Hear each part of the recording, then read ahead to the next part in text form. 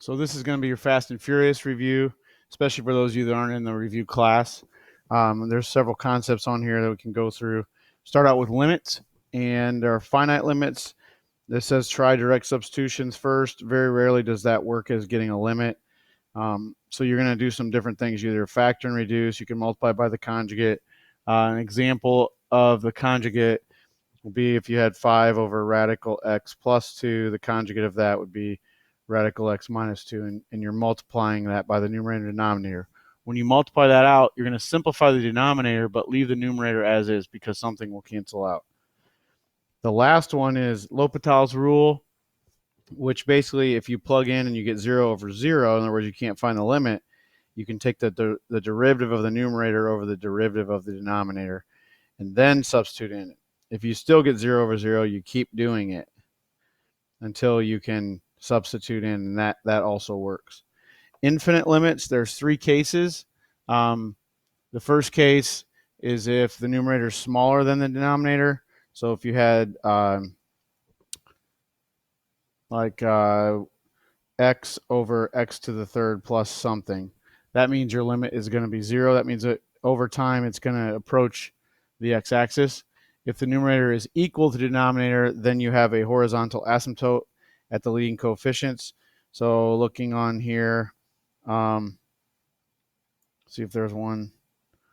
So if this said this is to infinity, and the leading coefficient here is x to the third, and this is x to the third, you'd have a horizontal asymptote at y equals 8/3. The last case is if it's larger than the denominator, then the limit doesn't exist. It's going to be infinity one way or the other. Limits from a picture, almost always we're talking about some kind of a hole in the graph, some kind of piecewise function. Remember that the function value doesn't have to exist for the limit to exist. So like on this one, the limit is 1, 2, 3, because it's approaching 3 from both sides. The function value, however, is 1, and that connects you directly to the definition of continuity. If the limit is not the same as the function value, then obviously there's a space there. Another place you have an issue is if there's just no function value at all, then this case they're both approaching positive infinity. So a real limit doesn't exist. And one like this, the limit exists in pieces. So your limit from the left is 2, your limit from the right is 3. And so the limit does not exist. There is a point f of 2 that exists. Okay. So different types of continuity, we call this a jump. Removable discontinuity means if you had something you could factor out and cancel it out, that's a removable. It's a hole in the graph. And then you have just non-removable, usually with a piecewise function. And they show the different kinds of non-differentiability. That always connects because if something is differentiable, then it's continuous. If something is continuous, it's not necessarily differentiable. We look for cusps. So especially corners, vertical. So if you had to draw a vertical tangent line, any kind of thing right here, this is not continuous, so it definitely cannot be differentiable. The question that you will probably see has to do with piecewise functions. When you see a piecewise function and you see anything with continuous differentiable, they're always talking about the overlap. So if you plug in 2 to this function, you get 4 minus a. If you plug 2 into this function, you get 2b minus 8. And so they're going to ask about the relationship between those two. If they are the same, then wherever this function, this is some kind of parabola, wherever it leaves off, the other one picks up there and does its thing. It's a line, whatever, it's going this way or that way. It doesn't really matter. You just need to find out, is the value at 2 the same here as here? And this one, you could only get a relationship. Intermediate value theorem connects to initially your definition of the derivative. It's talking about the number of guaranteed solutions. And so you're looking at intervals. If it's continuous and differentiable, and you know f of 1 is 5, so we have that point, and f of 5 is -3, you know that you're guaranteed to have at least one solution if it's continuous. You might have more. It could go up and down, up and down, up and down, but you know you at least have one in that interval. Basic differentiation rules. These are ones that we memorized. We took a quiz on. Product rule, quotient rule, all these. Remember, all of the co's are negative. Any co is negative. Natural log is u prime over u is how we usually said. That's what the du is, but u prime over u. And always remember that when you take the derivative of e to the u, it's e to the u times u prime, du. Product rule, quotient rule, chain rule. One that we didn't talk about during the class, but we did during the review. If it says to find the derivative of an inverse, it's a little easier understood if it's f of x and g of x. They'll usually say g is the inverse of f. They'll say, what's the derivative? The derivative is 1 over f prime of g of x. So it's a reciprocal, sort of, a kind of reciprocal chain rule. That's one you can memorize if you want to as an additional property. There'll be maybe one question on that, so you have to weigh out whether it's worth it or not. If you want more information, you can look up derivative of inverses. Okay, rules from a table. So rules from a table, ignore the table, do the property, and then go back and plug these in. We did do quite a few of these. So do the product rule, f prime g plus g prime f, and then plug in 2, and then you can get your values from the table. The one that is most likely to be asked about is the chain rule. It's the derivative of the outside times the derivative of the inside. And don't forget that this is the chain rule notation. The wrong answer that includes not putting the g prime out there will definitely be on the answer key. Okay, equation of a tangent line. Always, always, always, always. You know your point. Plug it in. Start writing. So when you know on this first one, you know you have a point. Don't even have to look at the question. You know you have this point. And then the derivative comes from, or the slope comes from the derivative. So you're going to find the slope, plug it in. If they only give you an x value, you can find the y value otherwise. They can ask questions. What value does this have a tangent with a slope of 6? In that case, you just need to take the derivative and set it equal to 6 and find out where that's at. If it says something about parallel, find the slope, set it equal to whatever that slope is. So these kind of connect to some algebra questions. Find the equation of the tangent line through the point 1 through 6. Use your local linear approximation. So linear approximation means find the tangent line and then plug in 1.1 for x as a way to estimate. Because tangent lines, if that's your tangent line, if you find something real, you can use that tangent line to approximate a really close value. So tangent approximation, big concept. And that's concepts 1 through 7 on this list. Okay, we're going to keep zooming on through here. We're going to start with topic 8, right where we left off. And this is finding slope and relative extrema, or slope relative error, using linear approximation. So this kind of carries on this last one. They're saying, is the approximation an overestimate or underestimate? So essentially the best way to do this is to get your tangent line, and then you look at whether the graph is decreasing and concave down, decreasing, concave up. So like if it's decreasing, or this one's increasing and concave down. So that means if you use the tangent line, it would be an overestimate because it would be above the line. If you used it right here, it's too big. Whereas if it were increasing and concave up and you make your tangent line, that's an underestimate of the function. So it all has to do with this whole estimating using the tangent line. And I think if you make a picture, it's something you don't need to memorize. It's something you work through your skills. Mean value theorem, big concept. It shows up in velocity, average velocity, acceleration. shows up in just directly mean value questions. And I know we did some hand motions with this that helped you distinguish between mean value and rolls, but really they're really the same theorem, just rolls is more of a special case. So what that means is if you have this function here, you take the slope of that function using the old-fashioned slope, f of b minus f of a over b minus a. Somewhere, if this is continuous and differentiable, somewhere there has to be a slope right here that matches that slope. The derivative equals the value. So this shows up in a whole bunch of different ways, and we'll work through some of these together in class and examples. But the average rate of change, the slope of the secant line, somewhere equals the instantaneous rate of change, which is the derivative. Big concept. And note when you see it, when they're giving you points, you can find average slope or average rate of change. When they give you a function, you can find the derivative, or if they give you a tangent line, you can find the derivative. So there's a whole bunch of applications. There's a few you can work through here. I'll work up some examples for you to take a look and check the answers.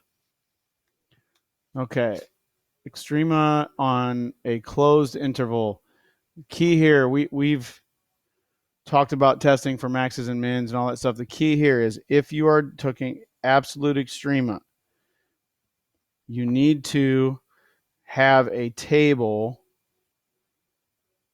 and all you need to do is check the y values or the f of x values at your endpoints, whatever those are, and then the middle, you need to check the y values at any turnaround point. So remember that if you have a little interval that does this, we have a relative max right here, and depending on how much this turns out, we might have a relative min right there, but the absolute max could happen at the endpoint. So with absolute, remind yourself, endpoints. I need to test the endpoints, and then I test my regular parts where the derivative is 0 in the middle, because those are the relative, and they could be that you could have a situation where it's like this, and this time the relative where the derivative is 0 is the biggest in that interval. It just depends.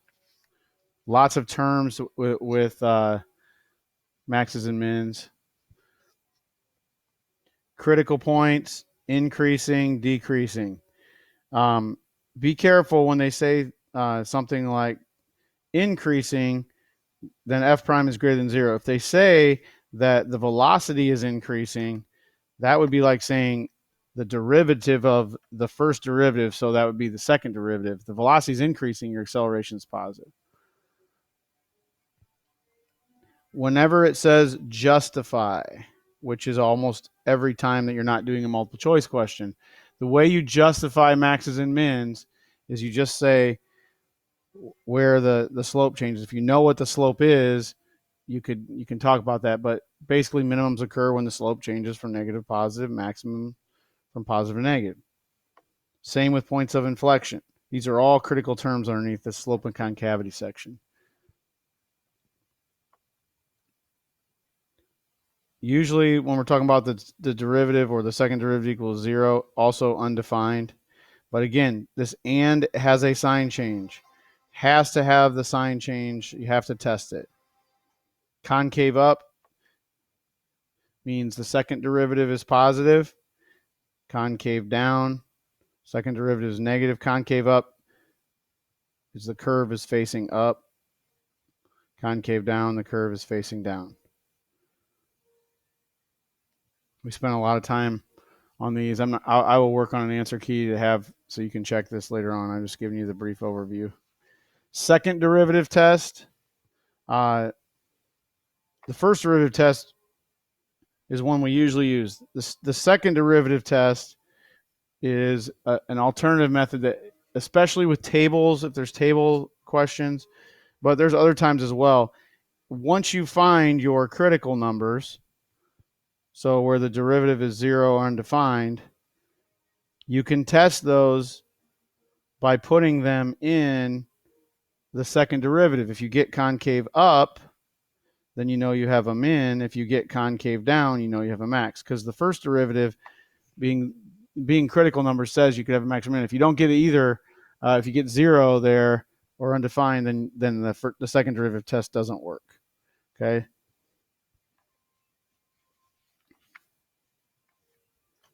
Curve sketching, you're good. We're going to skip that. It's using the information that you have to keep going and make nicer sketches. Okay. Pardon me, I don't have a cough button.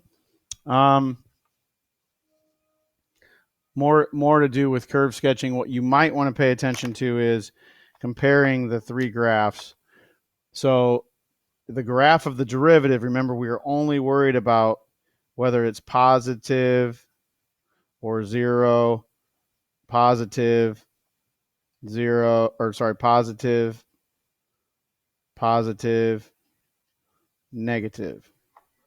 Okay, so if that is the graph of the derivative, how would that relate to the graph of the original function? That means the original function would be increasing, then 0, then increasing, then 0, then increasing. We're not looking at the slope of the slope.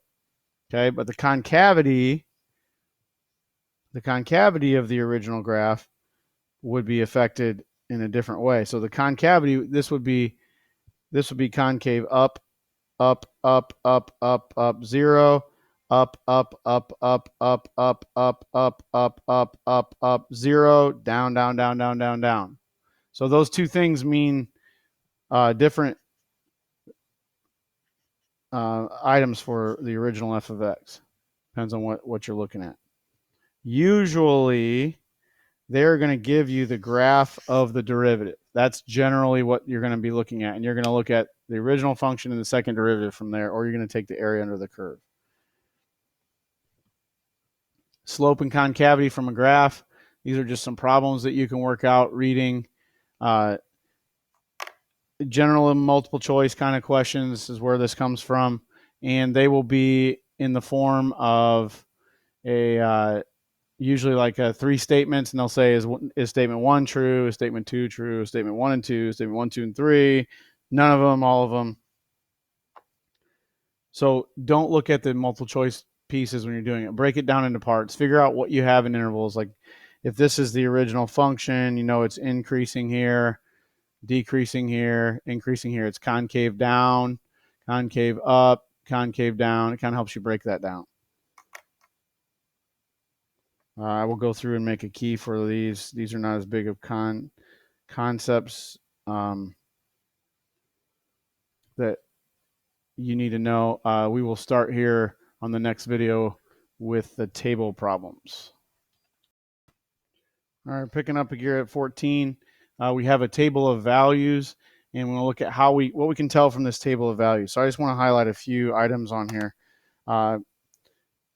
So it's giving us some intervals and telling you some different values in between the intervals. But what I would start with is, where is the derivative 0 or undefined? Well, it's undefined and it's undefined. So those are possible critical, or those are possible maxes and mins. They're definitely critical numbers. And so then on either side of that, you could take that information and tell what's going on. Now this graph starts at 0 and or it starts at -6 and goes to 6, but we don't have information on the other side over here. So we only have from x goes to 0 to 6. I'm not sure why they didn't put that in there. If you look at where the second derivative is 0 or undefined, that would tell you possible inflection points. Also, it's 0 here. So we have possible inflection points here and here. And then they're writing this a different way than we do. So if you remade this table with 0 to your interval from 0 to 2, and then your interval from 0 to, or from 2 to 4, we could just skip that middle column. We know these are, we would just be looking at we like to write an interval notation. So if the slope goes from undefined to positive to positive to positive to undefined to negative, that means it's increasing, increasing, increasing, increasing. There's some kind of shelf or something, and then it's decreasing. So there'd be a relative max right there. Most likely they're going to be all numbers in this table. This is kind of just getting you to check it out. But we do have to make sure that you test. Don't just say because something's 0, it's a max or min. I know we're moving fast. And the copy machine made copies funny. Somebody said that they do always appreciate when I do that. So there you go. There's your appreciation. Implicit differentiation. Just remember every time you take the derivative with respect to y, you add a dy dx. So for this problem, you'd take the derivative 2x. The derivative of xy is a product rule, so it would be x times dy dx plus y times x equals 0. Then you plug stuff in.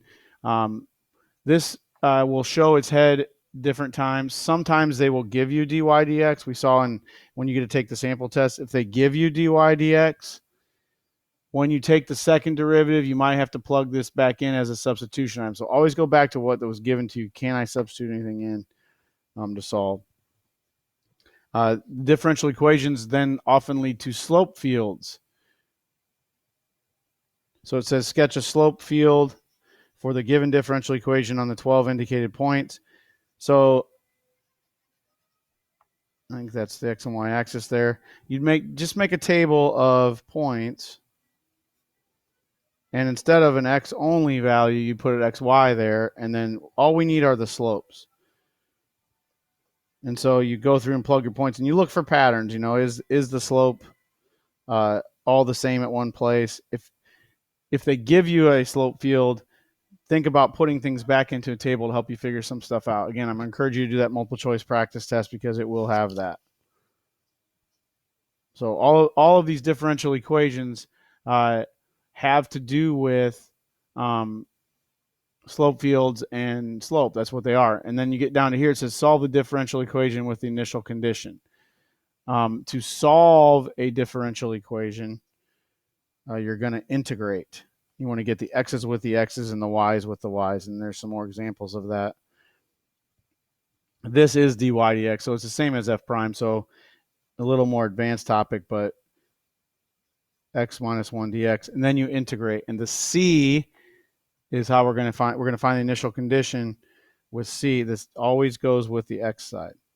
And you'll notice that takes us right into integration, indefinite integrals. Just noticing a couple things here, you would rewrite this one before you integrate. Anytime you have a power that's one more than the other, you want to reduce. So you rewrite this fraction, x to the third over x squared minus 3x squared over x squared plus x over x squared before you simplify. You can't integrate. There's not a property that says integrating when there's one more than the denominator. One less than the denominator is a natural log when you integrate, but there's not one more. One like this, you're probably going to need to do some algebra or do some substitution. If you know, okay, when I'm doing substitution, I always want to let u equal what's on the inside. So du equals 2x dx. It's a good time to practice. They will ask you about how you do u substitution in the multiple choice, and they're easy questions if you've been practicing u substitution. So again, usually a good rule for the u is to let what's on the inside be u, or in the case of an exponential or a square root, let the exponent, in the case of e, let that be your u. Riemann sum. See if I can do this in the amount of time I have left on this video. Right-hand Riemann sum, left-hand Riemann sum, midpoint Riemann sum, trapezoid Riemann sum. I'm not going to do it for these problems. I'm just going to make a picture, and I'll go back and make an answer key for these problems, but I'm going to make a picture in general. So if you had a function, let's just plot our points.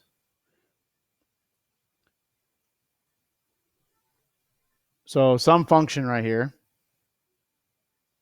And if I am doing a left Riemann sum, I will do that in pink.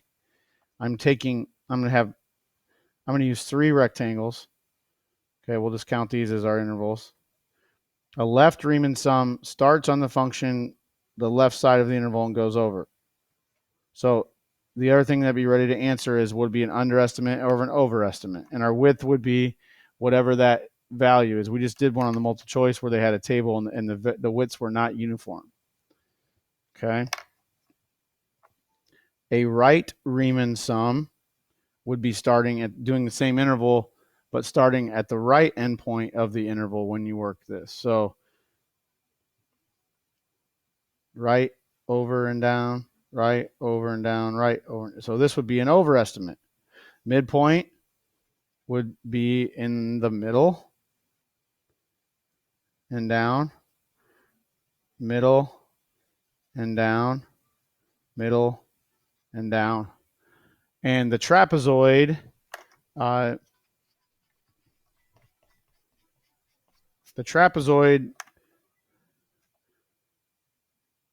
original points back on here, just means you're making trapezoids with the points you have and using your trapezoid formula. So average these two bases, multiply by the width. So if this was 2 and this was 5, the average of 2 and 5 is 3.5. Let's say that width was 4, 3.5 times 4. It's really a rectangle. You're turning your right trapezoid into a rectangle by cutting it off. But you can use your base 1 plus base 2 divided by 2 times height, whatever form of the trapezoid area you used when you were a kid. So this one talks about you need to know those are the heights. Your trapezoid is really turned sideways, so the height of your trapezoid is really the width on the x-axis. And then all of these Riemann sum things, we got tighter and tighter, got more and more rectangles, and eventually we got to where it led to the fundamental theorem of calculus, which will be the next video.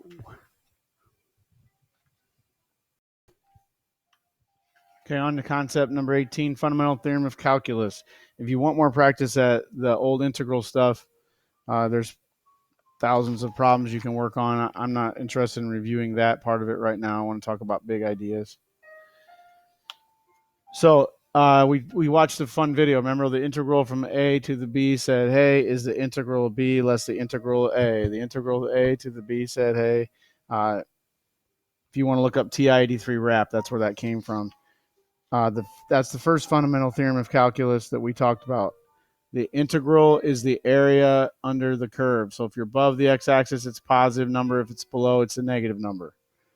If you're going opposite direction, so the integral from A to B of f is the opposite of the integral from B to A of f. So if you go the other direction, it changes the sign. Important things to know: if you're given information in the wrong direction, you can change it back to get the right answer. Those are definite integrals. Please practice those. Then check them on your calculator. Remember, on your calculator, it's function int. This is a good practice problem. I'll put a solution on later. Find the value of x and k, divides the area between the x-axis, x equals 4.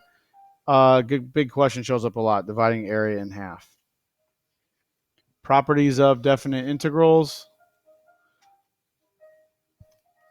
You can break them up into sums, just like derivatives. You can break them up. So this could be the integral from 2 to 5 of g plus the integral of 2 to 5 of 4. And so then this, you know what g is, and you could find this. It's a rectangle that's 3 by 4. You can put the constant out in front. And then we have our normal graph shifts, left to, right to, whatever. It kind of gets into the chain rule. I'm not going to go there right now.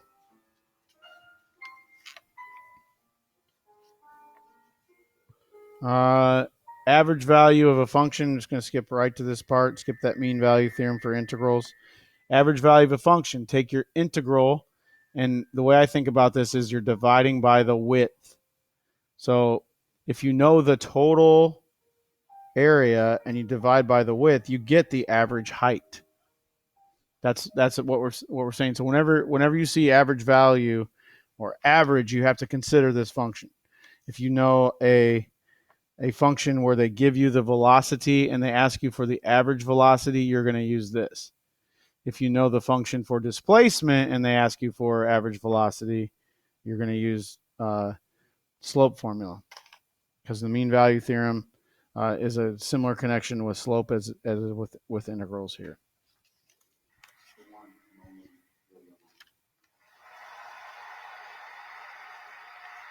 Okay, we keep going on to number 21 on here. Second FTC, the derivative of the integral from the a to the x f of t dt equals f of x. Then you get this little thing times dx.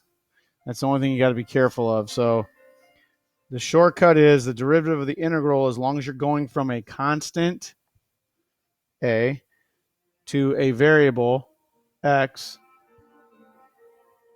the derivative of the integral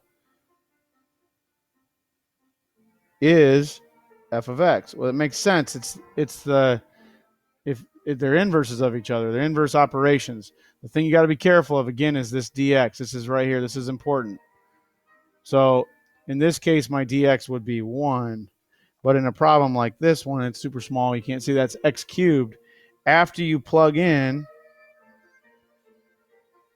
your x cubed for t, sloppy. After you plug that in, on the outside here, you'd have to multiply by 3x squared. And basically, that just helps you with the chain rule. If you ever get stuck, you could actually integrate and do the double substitution. The reason the second FTC works, and the reason why we have the derivative of the integral that works, is because if you actually did this and you did f of b minus f of a, or in this case f of x minus f of a, you take the derivative of f of a, it's 0, it's gone. I strongly recommend you watch the integral as accumulators set of videos to review some of that and how it plays out with graphs. Okay, keep going here. Functions defined as integrals. Again, I'm going to suggest you go to the integrals as accumulators.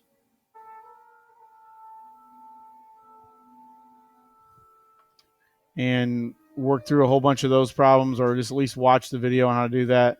That was something we did not get to as much first trimester. The thing to know in the shortcut is that they're often going to give you the graph of the derivative, and you're going to integrate to see what happens. So the accumulator means like the basics are where you started, which is whatever your condition is, plus the integral from wherever you're at. Sometimes you start at 0, sometimes you start at 5. The integral of the derivative. So the derivative, or the rate, this is the total change. So where you start plus the total change is where you end up. We did it a lot with position. Your initial position plus the integral tells you where you're at. If this is an absolute value, then it tells you how much you covered. If it's not an absolute value, it tells you where you're at. But a lot of extra practice there. Problems. Area between curves. Be careful when dealing with area, it says. Integral of top minus bottom.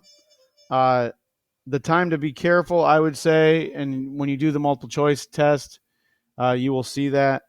The time to be careful is understanding that top minus bottom could change. So if we're finding the area from here to here and from here to here, you can't just do the whole interval. You still got to do top minus bottom. The pink, you'd have to do the pink minus the pencil, and then you'd have to switch it around, the pencil minus the pink. So you'd have to have 2 different intervals. Also, going right to left, if the functions are in terms of y instead of in terms of x, you're going right to left. There's some other problems there. Again, I'll work through some of those for you later on. Slabs, we didn't call those slabs. We called them cross sections, but these were your formulas for volume. We spent a good amount of time on that. You just need to find what we call a side. We called that a side. In other words, the distance across, because then whatever shape they're telling you, that's going to pop up off of there. And so we're adding up all those shapes. They're 3D. They're infinitesimally small. Their width is going to be the dx. So like if these were all squares, it would be an integral from a to b of our side squared. That gets you the area of this, and then times the width of dx. That gets you volume. So really a bunch of square prisms we're adding up. Sometimes they give you an equation. They might say the slices or the cross sections are the sine function with some weird complication. But we did a lot of volume ones. You may want to review, just making sure you know the difference between the slabs and the rotation. Okay, we continue on concept 24 with volume. If we know slices, that's the easiest. If we have to figure out our own, there's a few other things we can do. They either have discs, which are solid, like think about if a coin used. I don't think many of you have compact discs anymore. Records are coming back in. That's not really a disc because there's a hole in the middle. It's more of a washer. So you either need to think about, is the shape solid or hollow? It depends on what you're rotating. So if you had a curve here and you rotated this around the x-axis, it would be solid. But if you took that same curve and had another curve with it and you said, I want to rotate this piece, now it's going to be hollow. There's going to be an inside piece that's taken out. And so if you want a visual of it, you draw the reflection and then connect it with curves. And then you have to think about taking a big radius and subtracting a smaller radius. Big R squared minus little r squared. Don't forget the pi. All we're doing is taking circles. When you turn and look at it, you have a circle. And so you either have a circle that's solid, where we're finding the radius, so the area is pi r squared, or you have circles that are hollow, and we need to know if we take the big R and take away the little r, that gives us our part that's left over. And again, remember that integrals are accumulating functions. So in this case, we're accumulating circles or washers. In the other cases, there were slices of squares. And the width, they're really cylinders because the width is dx, super thin. Just some different example ones. I'll keep working through those, so you can have something to check with. Okay, position, velocity, acceleration. We started with this. We got back to it. There's a derivative application. There's an integral application. My abbreviated version is you have position, velocity, which is position divided by time, and acceleration, which is velocity divided by time, which means it's position divided by time divided by time. And to go down the ladder, you take the derivative. I'll just even write derivative. And to move back up, you're going to integrate. So think about where you are at, which direction you need to move. And then there are a couple of terms that go along with it. Displacement and position. Those are a couple different words. And sometimes they get mixed up together. And total distance. So we can use an integral like this one. This is the graph of the velocity. So the area represents the integral. And remember, if it's above, it's a positive. If it's below, it's negative.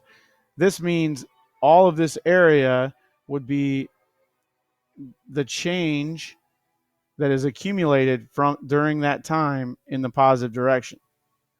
And then this would be the change that is accumulated in the negative direction. If you wanted to find how far they drove, you would make this an absolute value and add them together. If you wanted to find out where you were at, you would add these two together and then figure in where you started. So it just depends on what the question's asking. But again, working your way down, working your way up. I can't emphasize enough not to forget to include initial position if it is given, if it's relative to the problem. You can do all your good work with your integrals.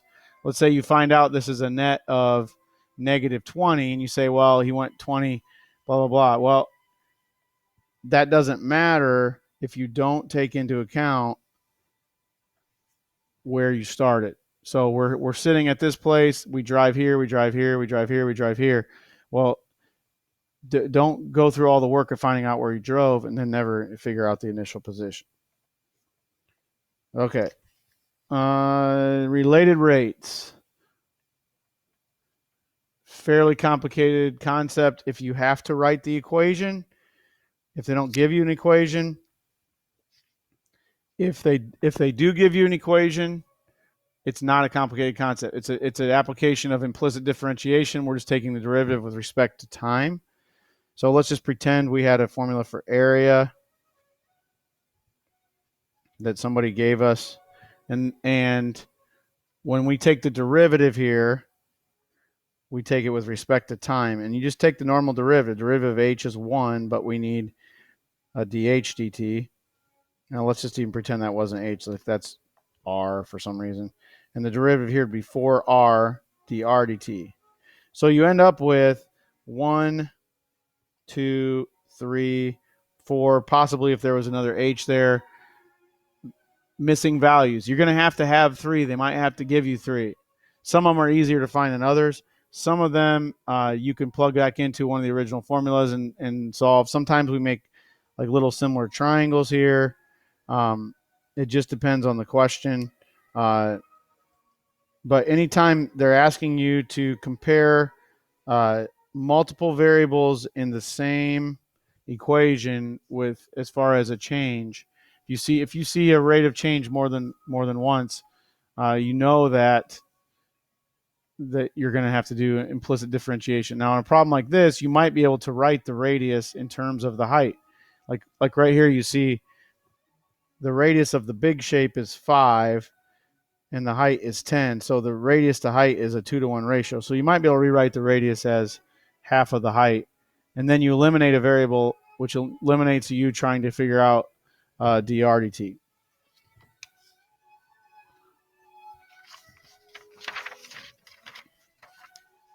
Last concept on this paper, adding and removal problems. And essentially these are applications of integrals and taking away of integrals. How many gallons of heating are pumped into the tank? Again, I have worked out several of these problems. I would suggest you look at them, or look at some. If you don't like my work, look at somebody else's. There's tons of these accumulating problems. The key is, if you know that this is a removal and this is an entry, I think that's what this one pumped into. So the amount pumped in minus the amount removed is how much you have. Okay, and so you in your tank. Okay, so at any given time, you also have to figure out that what you started with. So like in this one, it has 125 gallons plus all the crap going in, and oil in this case, minus all the crap going out, and that'll tell you where you're at. You can put that in one integral or two integrals, depends on how the information is given. Again, this is just like that last one with the graph. Don't forget integrals as accumulators. You can watch the 5 videos if you want. This is how much you start with plus the change based on the total derivative. The integral of the rate is the total change that happened. And then you know where you end up with. Okay, so that's my fast summary of these 27 concepts. There are some other ones, things to memorize, that sort of thing. This was just a paper that I found. And it gives you a good start. And then I would encourage you to go to the internet. There's a guy that does like the all in AP calculus in 20 minutes video. It's kind of funny, but it's a good fast one. I wouldn't watch it the night before. You'll just get stressed out. But I'll work back through some of these and get you an answer key, or you can come see me as you work through them. And we'll talk some more as we get closer to the test.